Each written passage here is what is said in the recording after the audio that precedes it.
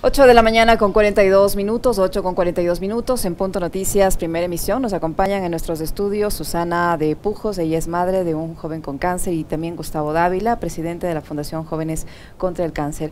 Ayer ellos denunciaron el cierre de su línea de atención 1-800 que permitía a las familias, a los jóvenes que enfrentan esta catastrófica enfermedad, recibir ayuda elemental, ayuda básica que por sus propios medios obviamente no la pueden conseguir y que esperarían recibir del Estado, que tiene cierta responsabilidad sobre las personas con enfermedades catastróficas. Gustavo, buenos días, gracias por acompañarnos.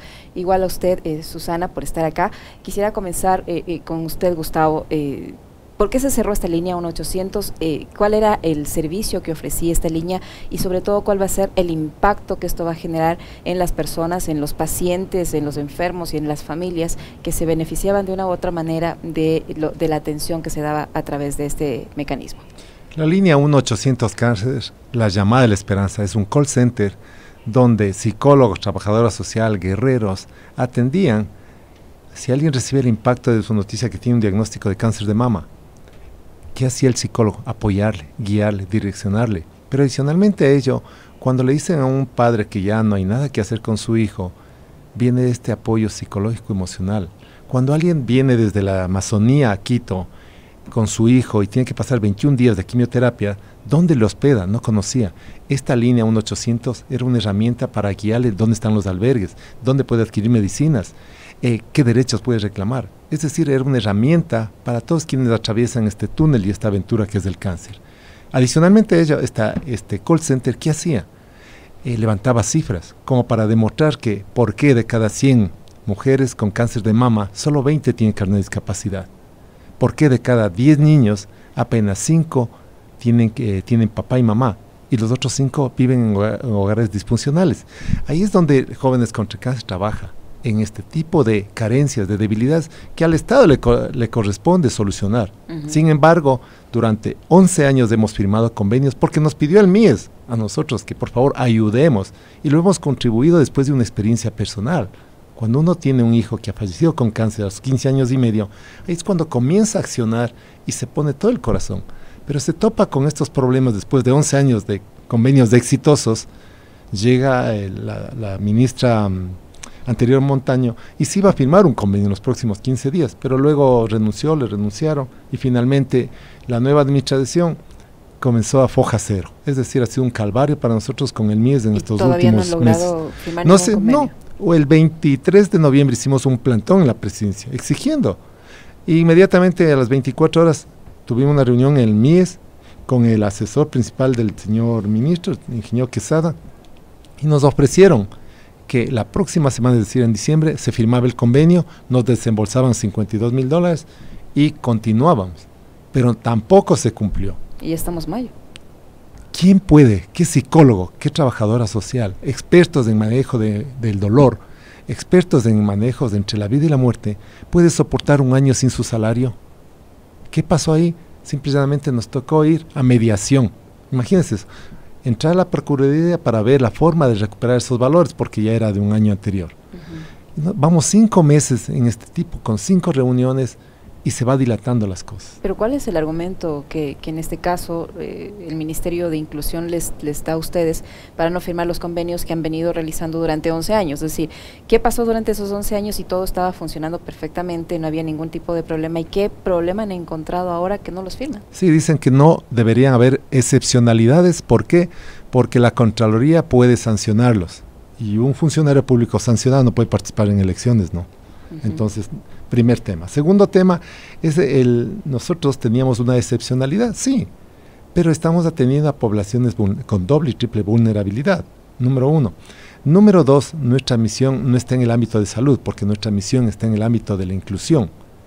¿Qué hacemos? Buscamos trabajo para los guerreros, buscamos el tema de la inclusión dentro de su sociedad, y algo importante, buscamos del tema que vuelvan a estudiar y a trabajar para que ejerzan sus derechos.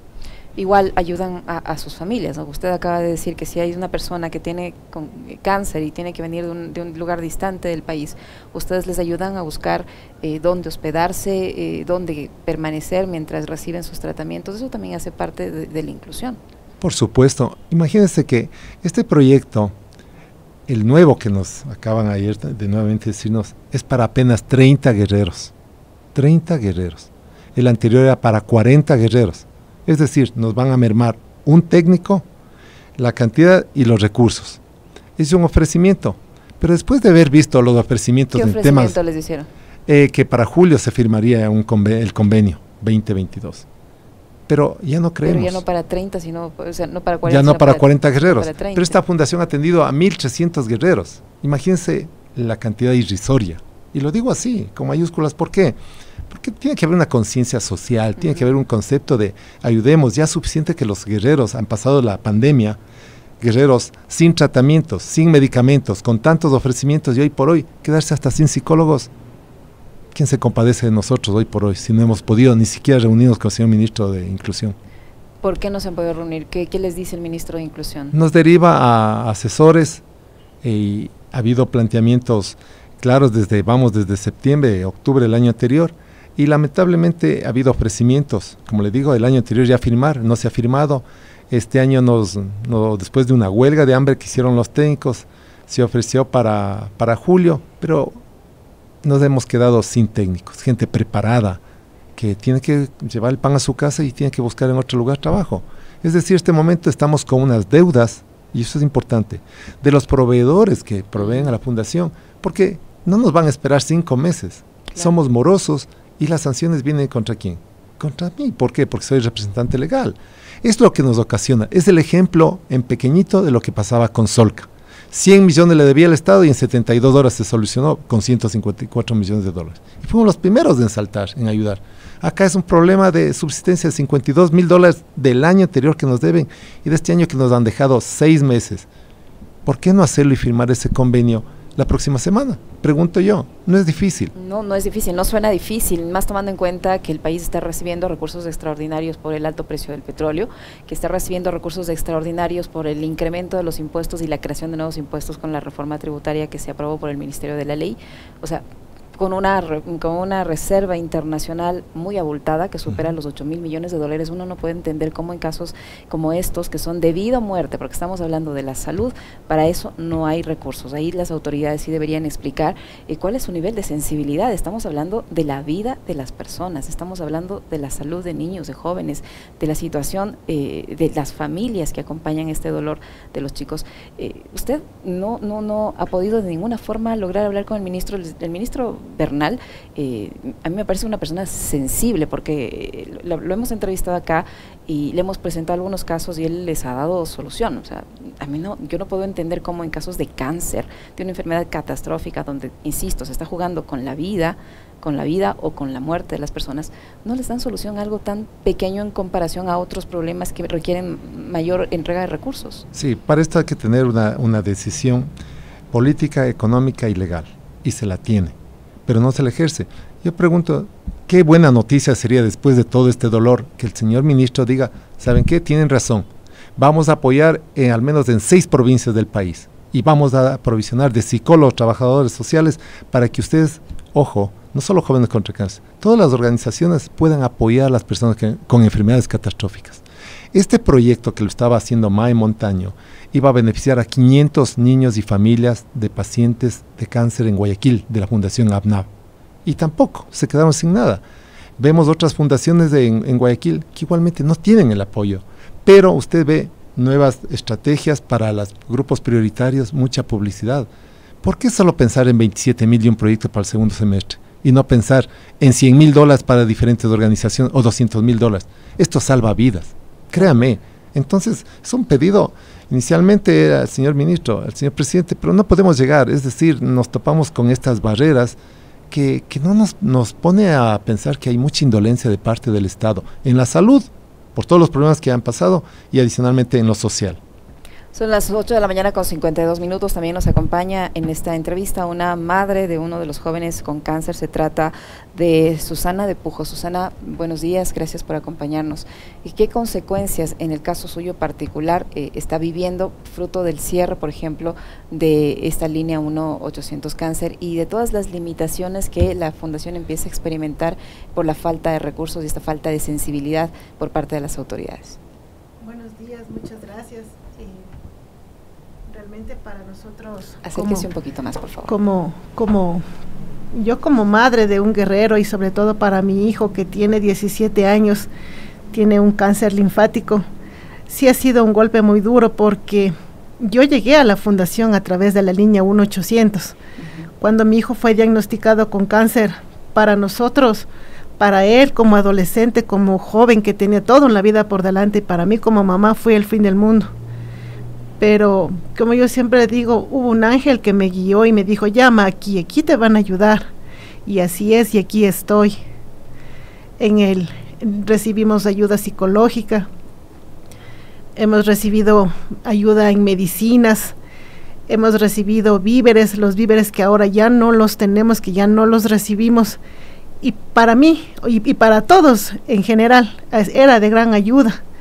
Por ejemplo, yo no puedo trabajar, aparte de David, que es mi hijo que está enfermo, tengo 2 hijos más. Nadie me va a dar trabajo, primero por mi edad, y luego que tengo que llevar a mi hijo a las citas médicas, a las quimioterapias, entonces siempre voy a estar pidiendo permiso. Es imposible que alguien me dé un trabajo así. Con los víveres que nosotros recibíamos del MIES, con la ayuda que recibíamos, para mí era de gran ayuda. Entonces, sí, apelamos a la sensibilidad del señor ministro, del señor Lazo, del señor presidente, que nos escuchen, que nos ayuden, que no nos dejen solos, que no nos dejen sin psicólogos. Todo el personal de la fundación es muy indispensable para todos los guerreros, y no solamente de aquí de la ciudad, sino de todo el país. Es muy triste verles cómo vienen de provincia, no conocen, no saben, y ahí está la fundación para guiarles, para ayudarles, y ahora realmente estamos solos. Gustavo, al momento, ¿cuántas personas ustedes ayudan en la fundación? Anteriormente estábamos con 1.380 guerreros y casi 500 que han partido al cielo en estos 16 años.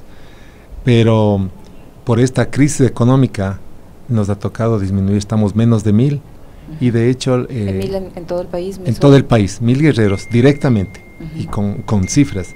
Pero adicionalmente a ello, sin tener recursos, hemos ido a Esmeraldas de entregar prótesis de cáncer de mama a más de 55 guerreras.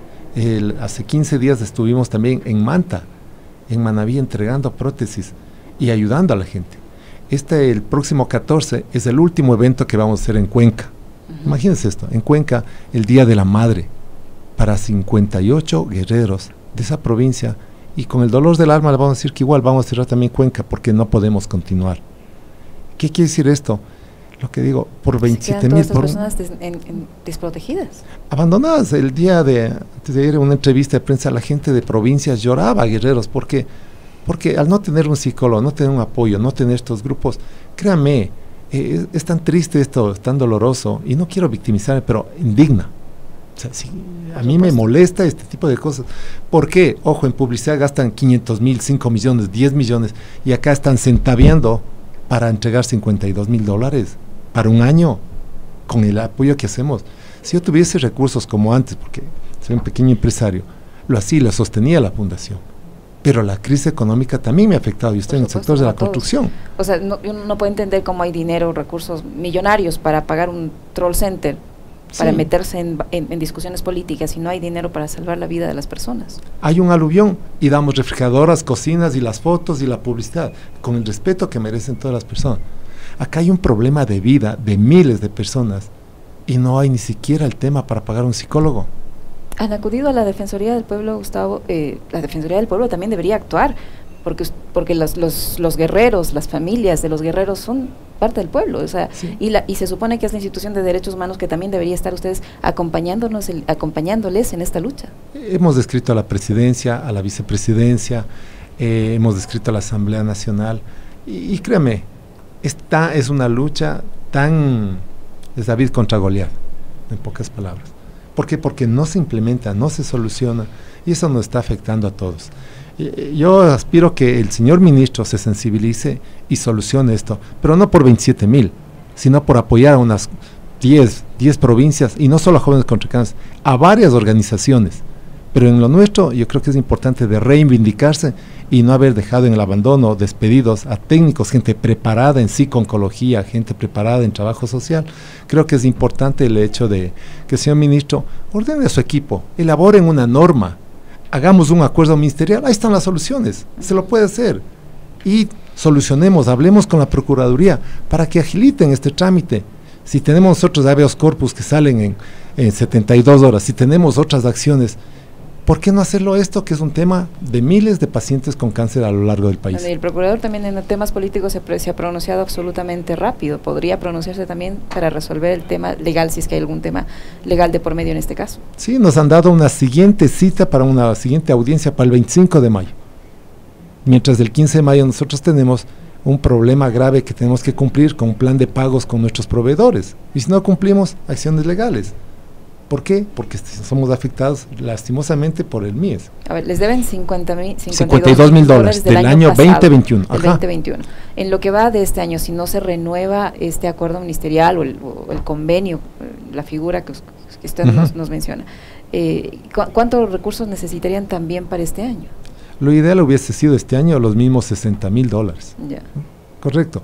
Pero claro, con eso ustedes pueden podemos funcionar, podemos solucionar, pero esos 52 del año anterior son recursos que requerimos para pagar a los proveedores, para pagar al personal, ya están gastados, están sustentados, justificados por el área técnica con el MIES, por el área legal, y eso nos permite solo esperar que ya nos desembolsen. Una.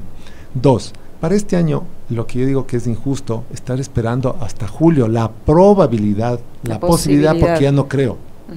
¿Por qué no hacer la próxima semana públicamente, señor ministro? Decir, a ver, tienen razón, en mayo firmemos, este es del acuerdo ministerial de yo, Esteban Bernal, quiero apoyarles a ustedes. Y ya no por 27,000, sino vamos a hacerle por $70,000. Y no solo para 30 personas con cáncer, sino para 100. Hagámoslo. Y unámonos con más organizaciones, que vengan de Guayaquil también, y que se firme convenios con todos. Eso es una forma de decir, aquí estamos siendo patria, aquí está un ministro que realmente tiene la conciencia social y humanista. Ojalá exista esa sensibilidad, tanto en el ministro, desde aquí le hacemos un llamado al ministro Esteban Bernal para que atienda este tipo de casos. Como lo decimos, son de vida o muerte, son cuestiones de salud donde no se debería escatimar en recursos. Hay recursos para tantas otras cosas, para cosas que posiblemente no se justifican, como las discusiones políticas. Para estas cosas en las que hay, la vida está en juego, la vida de las personas y la situación de estabilidad emocional y económica de familias que por sí ya sufren por el hecho de tener un pariente con cáncer, allí queremos ver la sensibilidad de las autoridades. Ojalá que la tengan y esperamos respuestas. Muchísimas gracias, Gustavo, por habernos acompañado. También a Susana, madre de uno de los jóvenes con cáncer. Gustavo Dávila, presidente, creador, responsable de esta noble causa como es Fundaciones Jóvenes contra el Cáncer. Muchísimas gracias. Yo agradecería si es que hay un espacio para poder conversar frente a frente con el señor ministro y argumentarle estas cosas y poder sacar una solución y ver dónde está el problema y solucionar. Ojalá algún medio pueda invitar a las dos instituciones, al MIES, de quien habla, y poder solucionar bipartidamente. Ojalá así sea. Muchísimas gracias. Nosotros nos despedimos. Les dejamos como siempre muy bien acompañados. Se vienen a continuación las Guamis del barrio. Que tengan una excelente jornada.